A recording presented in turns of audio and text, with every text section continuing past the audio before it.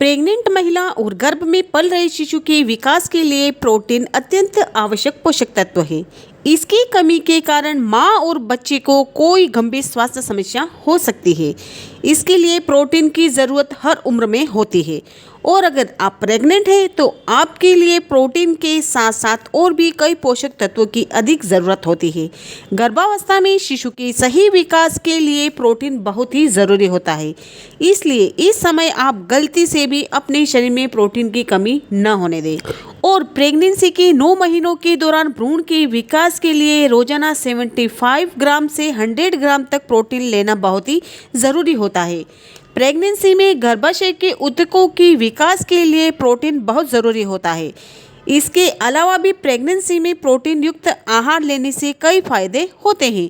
तो आज हम इसी विषय पर बात करेंगे कि कैसे आप प्रेगनेंसी के दौरान प्रोटीन की कमी को आप पूरा कर सकते हैं और आपको कौन कौन सी चीज़ें खानी चाहिए जिससे आपके शरीर में प्रोटीन की कमी पूरी हो जाए। तो वही सारी जानकारी आपको इस वीडियो में मिलने वाली है। तो यह वीडियो काफ़ी हेल्पफुल होने वाली है, तो वीडियो को आप बिना स्किप किए पूरा देखना, बिल्कुल भी स्किप मत करना। उससे पहले अगर आप पहली बार हमारे चैनल पर विजिट कर रहे हैं तो चैनल को कर लेना सब्सक्राइब और साथ में बेल आइकन को भी प्रेस कर लेना। तो चलिए वीडियो की तरफ बढ़ते हैं। प्रोटीन युक्त आहार, जैसे कि आप दूध से बने उत्पादों से प्रोटीन ले सकती हैं, जैसे कि दही, दूध, चीज़, पनीर को आप अपनी डाइट में शामिल कर सकती हैं, जिससे कि आपके शरीर में प्रोटीन की कमी पूरी हो सकती है। इसके अलावा सूखे मेवे और बीजों में भी प्रचुर मात्रा में प्रोटीन होता है। पिस्ता, नारियल और बादाम आपको ज़रूर अपनी डाइट में शामिल करना चाहिए क्योंकि इनमें बहुत सारा प्रोटीन होता है। और सूरजमुखी के बीज, तिल के बीज, कद्दू के बीजों में भी बहुत प्रोटीन होता है, तो इसलिए इनको भी आप अपने डाइट में शामिल कर सकती हैं और अपनी प्रोटीन की कमी को आप पूरा कर सकती हैं। आप चाहें तो इन्हें भी अपनी डाइट में शामिल कर सकती हैं। और वहीं छोले, दालें, सोया से बने उत्पाद और राजमा आप खा सकती हैं, इनमें भी बहुत सारा प्रोटीन होता है। और आप प्रोटीन के लिए नाश्ते में ओट्स ले। प्रोटीन युक्त आहार से ब्लड शुगर लेवल ठीक रहता है, मतलब कि आप चाहें तो ब्रेकफास्ट में ओट्स भी खा सकते हैं, उसमें बहुत सारा प्रोटीन रहता है और आपको सारा दिन एनर्जेटिक महसूस होगा, तो इससे भी आपकी प्रोटीन की कमी पूरी हो सकती है। अगर आपकी प्रोटीन की कमी जो है वो पूरी रहेगी, इससे आपका जो ब्लड शुगर लेवल है वो भी ठीक रहता है और शरीर को एनर्जी मिलती है। और 2 चम्मच पीनट बटर से 7 ग्राम प्रोटीन मिलता है। तो मैंने इसमें बताया है कि आपको कौन कौन सी चीज़ें आपको अपनी डाइट में शामिल करनी चाहिए जिससे कि आपके शरीर में जो प्रोटीन की कमी है वो प्रोटीन की कमी पूरी हो जाए। तो इन सारी चीज़ों को अपनी डाइट में आप शामिल कर सकती हैं। और आपके माइंड में यह सवाल आ रहा होगा कि क्या प्रेगनेंसी में प्रोटीन सप्लीमेंट ले सकते हैं? तो मैं आपको बता दूं कि आहार से प्रोटीन लेने के अलावा प्रेग्नेंट महिलाएं सप्लीमेंट से भी शरीर में प्रोटीन की कमी पूरी कर सकती हैं, क्योंकि आजकल का खान पान ही ऐसा है। बस प्रेगनेंसी के दौरान ऐसा होता है कि बहुत सारी चीज़ें आप नहीं खा सकती हैं, क्योंकि बहुत सारी चीज़ें ऐसी होती हैं जो खाने से आपका जी में चलता है या उल्टी होती, बहुत सारी चीज़ें अपन नहीं खा सकते हैं।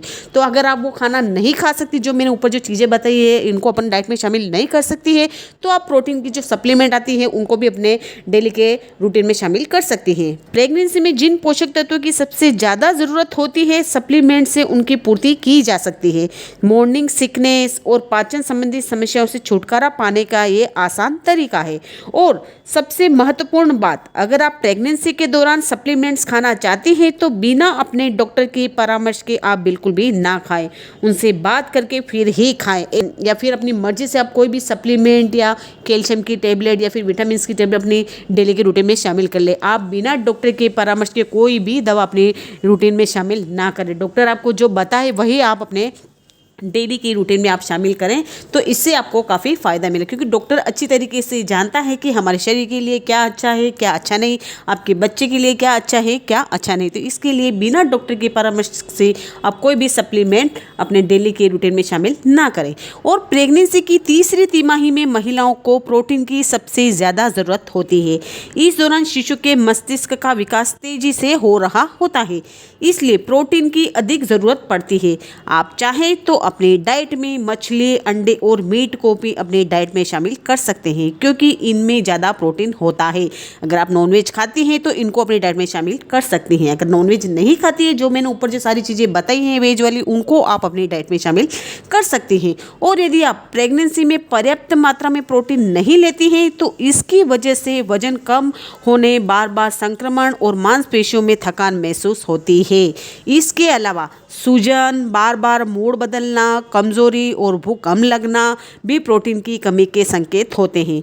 अगर ये संकेत मिल रहे हैं तो तुरंत आपको अपने डॉक्टर से बात करनी चाहिए। तो डॉक्टर आपको अपनी डाइट में प्रोटीन युक्त आहार की मात्रा बढ़ाने को कहेंगे, तो इससे आपकी जो सारी प्रॉब्लम है वो प्रॉब्लम दूर हो जाएगी। और साथ ही आपको इन बातों का भी ध्यान रखना चाहिए कि प्रोटीन की कमी का कोई भी लक्षण दिख रहा है तो डॉक्टर से बात करें। आपको प्रेगनेंसी की किसी भी महीने या तिमाही में प्रोटीन की कमी हो सकती है, इसलिए अपने डॉक्टर के संपर्क में आप रहें। हर महीने गर्भस्थ शिशु के विकास पर नज़र रखें और अपनी रोज़ाना की डाइट में प्रोटीन को आप ज़रूर से ज़रूर शामिल करें। और आप शाकाहारी हैं तो सोया से बने उत्पाद जैसे कि बीन्स, नट्स, दालों और दूध से बने उत्पादों से अपनी प्रोटीन की ज़रूरत को पूरा कर सकती है। जैसे कि आप नॉनवेज नहीं खाते हैं, जैसे कि मैंने ऊपर बताया है कि अगर आप नॉनवेज खाते हैं तो आप मछली, अंडे और मीट को अपनी डाइट में शामिल कर सकते हैं। अगर आप वेजिटेरियन हैं तो आप दालें, बीन्स, नट्स, दूध से बने उत्पाद, ड्राई फ्रूट्स, इन सारी चीज़ों को अपनी डाइट में शामिल कर सकते हैं। और सबसे महत्वपूर्ण बात, आपको यह समझना चाहिए कि प्रेगनेंसी में आपको आपके लिए ही नहीं बल्कि अपने शिशु के लिए भी खाना है। इसलिए जितना हो सके अपने आहार में पौष्टिक चीज़ों को आप शामिल करें। इसलिए ज़रूरी है कि प्रेगनेंसी के दौरान आपको अपने शरीर का ही नहीं, आप अपने बच्चे का भी आपको ख्याल रखना ज़रूरी होता है कि जिस तरीके से आप खाना खाएंगे तो वैसे ही पोषक तत्व आपके बच्चे को मिलेंगे। तो इसलिए प्रेगनेंसी के दौरान तो आपको हेल्दी से हेल्दी चीज़ों को, जिससे बहुत सारे पोषक तत्व आपके शरीर के साथ साथ आपके बच्चे को भी मिले, ऐसी चीज़ों को आपको अपने डाइट में शामिल करना चाहिए। और मैं आपको एक राय और दूंगी कि प्रेगनेंसी के दौरान एटलीस्ट आप बाहर का बिल्कुल भी ना खाएं, क्योंकि आजकल बहुत सारे लोगों को शौक होता है बाहर का खाने का। तो इसलिए प्रेगनेंसी के दौरान वो आदत आप छोड़ देंगे, इससे आपको काफ़ी फ़ायदा मिलेगा, क्योंकि उस समय आपके बच्चे के विकास के लिए बहुत ज़रूरी होता है कि आप हेल्दी से हेल्दी चीज़ों को और हेल्दी से हेल्दी डाइट को अपनी डाइट में, हेल्दी से हेल्दी खाने को अपनी डाइट में आप शामिल करेंगे। तो इससे आपका बच्चा हेल्दी और तंदुरुस्त पैदा होगा, और साथ में उसके शरीर, जब वो पैदा होगा तो उसके शरीर में कोई भी कमी नहीं रहेगी, और साथ साथ में इससे आपका शरीर भी हेल्दी और तंदुरुस्त रहेगा। तो इस वीडियो में मैंने बताया है कि प्रेगनेंसी में प्रोटीन की कमी से माँ और बच्चे को क्या हो सकता है, और प्रोटीन की कमी को पूरा करने के लिए आपको क्या क्या अपनी डाइट में शामिल करना चाहिए और क्या नहीं करना चाहिए, वो सारी जानकारी मैंने इस वीडियो में दी है। तो आई होप कि आपको आज की वीडियो पसंद आई होगी। अगर आपको आज की वीडियो थोड़ी सी भी हेल्पफुल लगी हो तो वीडियो को लाइक, शेयर, कमेंट जरूर करना। और चैनल पर पहली बार विजिट कर रहे हैं तो चैनल को कर लेना सब्सक्राइब और साथ में बेल आइकन को भी प्रेस कर लेना। तो चलिए मिलती हूँ नेक्स्ट वीडियो में, तब तक के लिए bye bye and take care.